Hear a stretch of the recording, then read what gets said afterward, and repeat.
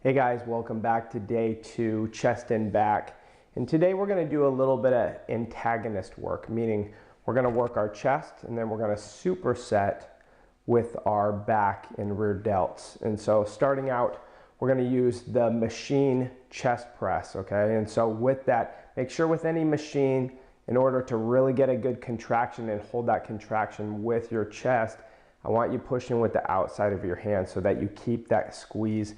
And it's not a movement to a lockout, but it's a movement to push with the outside of your hands and still continue to squeeze that chest.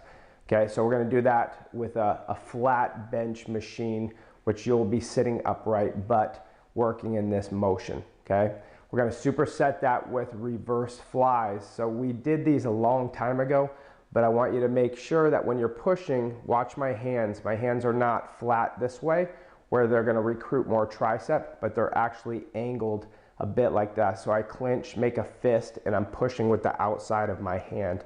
So it's forcing me to use my rear delts and then also have that scapular contraction. So it's also working somewhat your mid to lower traps and your rhomboids that sit underneath that. Okay, moving on to bench press, we're going to use the barbell, and I want you guys to again keep your feet up if you can so that you're using core to stabilize and you're not arching that back. You're really using your chest muscles, but pause at the bottom and then push up. Again, it's a flat bar, so you gotta utilize really pushing with the outside of your hands so that we keep that contraction in the chest and it doesn't move into the triceps.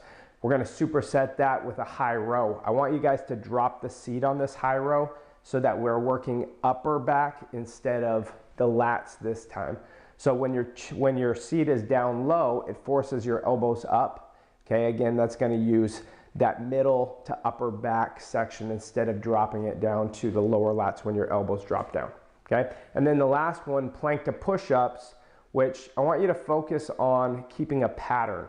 Okay, so if you're starting on your elbows and then you rise up to the right side and then the left side, then I want you to come back down to the right side to the left side. So you start to get a pattern and then you got the push up in between that. Okay, that makes that a lot easier and it starts to get your mind in that rhythm. Okay, and then the last one is flies. And again, we're going to be doing this on a flat, everything's flat today, flat bench press. Okay, now on this, depending on where you're trying to target, if my hands are facing each other, it's going to be overall chest. Okay, if my pinky squeeze at the end, it's going to be lower chest.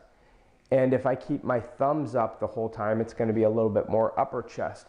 So I want you guys to do what is comfortable, but I want you to come down, get a good stretch. When you're coming down and you get that full extension, that full stretch, your head should actually pop up a little bit.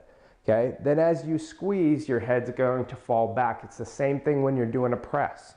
Okay? What that's going to do, it's going to keep your shoulders, your anterior delts out of it and use more of your chest because you're getting that stretch and then you're a full contraction. Okay? If I was doing the opposite and I was leaning forward, I would tend to roll my shoulders in and I'm going to use that anterior delt and we want to drop that down to the chest.